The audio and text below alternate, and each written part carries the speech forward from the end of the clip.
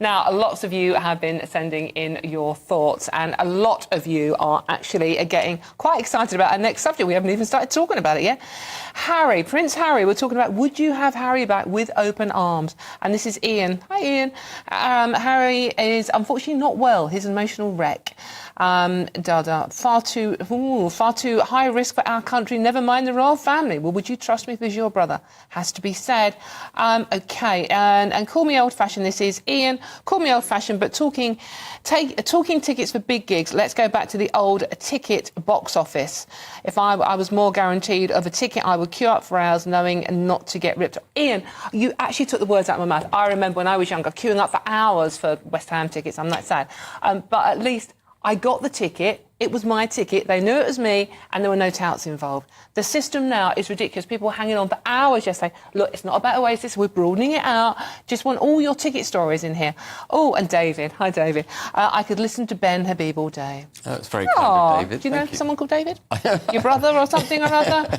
And I've left my Uncle David at Lord's at the cricket in order to be here. And all we get is compliments for Ben Habib. I'm going to leave. OK, right. Do you want me to read some of yours out? No. No, you probably don't. Meanwhile, Brits Forever says, Harry can stay away. He was so quick to condemn this country as racist and to trash the Queen and royal family's reputations. He should be banished and his titles removed. He has not earned the right to call himself anything with a royal title. Ooh, passionate. OK, you can join in. It's very easy. gbnews.com/your say. Now, we are actually going to move on to discussing the story that's got you so aerated already. Harry. Sources close to him, it's always sources, are suggesting that he is asking for help as he bids to make a return to the UK. Since moving to the US with Meghan, the American dream has had a number of issues for him, I think it's fair to say. But if Harry was to return, would he be welcome? And could he make it up with William? Look, if Oasis, sorry I said the O word, have done it, can William and Harry? Let's talk to our royal expert commentator, Richard Fitzwilliams. Richard, hello. The headline is blistering. Royal family issues stark warning over Harry's return, his spent years ruthlessly betraying them. In this breakdown, I'll walk through each segment, expose how this narrative is crafted, and evaluate whether it's rooted in fact or styled for shock. Let's begin. To frame this properly, the idea of betrayal is a severe accusation. Over years, Harry has broken with royal norms, made public disclosures, and participated in media critiques of royal life. So a warning over his return layers on all that baggage.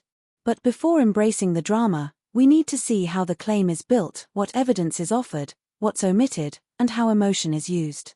Early on, the narrator frames it as though the palace has spoken, a stark warning. The phrase ruthlessly betraying them for years is loaded, suggesting deep, sustained disloyalty. Visuals likely include palace imagery, dramatic overlays, and perhaps samba music. This framing primes the viewer to see Harry's return not as a reconciliation, but as a provocation. The video now brings up certain moments as proof of betrayal, perhaps explosive interviews, memoir revelations, critical statements, or actions that went against royal protocol. Each example is replayed, emphasized, and positioned as cumulative wrongdoing. The tone implies that these betrayals have built up resentment and justification for the warning. In this portion, editing intensifies the message. You may see moody palace shots, samba filters, slow cuts, and reaction imagery. Hello. There you are. Lovely. Thank you very much for joining us this afternoon, Richard. Now, this story is in the Mail on Sunday. They have to have a royal story, and it does well for them, I know. But evidently, Prince Harry is seeking advice from his trusted former aides and close friends about how he can re-enter British life without any of us getting very angry, which everybody is. Well, I think it's going to present a lot of challenges. I mean, I've got to be clear here. When it comes to reconciliation, if it's possible, obviously, to mend the rift with William, clearly that is to be welcomed. But as for Harry returning, what precisely would that mean? I mean, he turned up at Lord Fellowes' memorial service, and people were surprised. This was an exclusive in The Sun. It had not been expected. And also now there are reports that old friends of Harry's are receiving messages from him, and the facts are that there's no doubt at all he's been twice over, and the optics have been very strange. He saw his father for half an hour, and one of them, the moment he heard he had cancer. But on the other hand, the second time, they didn't find time to see each other. That too was rather extraordinary. I mean, what precisely would Harry want? Because if it is in any sense a return to royal duties, you've really got to be very, very careful with what you're dealing with, because they ruthlessly betrayed the royal family for years. So if there's any sign of any sort of rapprochement, that's fine with reference to mending a rift. But when it comes to actually being not just quasi-royal, which they've been on tours abroad recently, but actual senior working royals, you've got a lot of problems, and I don't see it. Richard, just one very quick question. Two flies in this ointment I can see. One's called Meghan and the other one's called William. Yes, I quite agree. And I think William, well, there are rumours he doesn't want Harry at his future coronation. I mean, that is, of course, looking, I hope, a long way ahead. But there's no doubt at all they didn't speak in the church. And I think he would be very strongly opposed. So far as Meghan's concerned, I mean, she is based in California. She is, I would have thought, at home in California. If you look at the latest poll, Gallup, just a couple of days ago, minus 37%. It's pretty chilly here for her. She's not much liked. Frankly, she's been absolutely ruthless, and one wonders what she would get out of it. The point is, would they have their Netflix contract, or will this be renewed next year? What precisely is she doing with her cooking program, the lifestyle brand she wants to launch? All sorts of difficulties and problems. But the facts are, quasi-royal isn't being royal. Maybe they're feeling it. But as far as the royal family are concerned, for goodness sake, reconciliation, yes, but actual work as a senior working royal is not, in my opinion. The music likely darkens. The juxtaposition, Harry versus Palace, criticism versus duty, becomes sharper through visuals more than words. The emotional tone is built up to underscore betrayal and threat. In the closing, the video restates the core message: the royal family has drawn a line, warning that betrayal will no longer be tolerated. The final images, narration, and tone work together to leave the viewer with a sense of impending conflict, that this return is fraught with hostility. The takeaway: this isn't a homecoming, it's a high-stakes confrontation. So, is Harry's return really greeted with a royal warning over years of betrayal?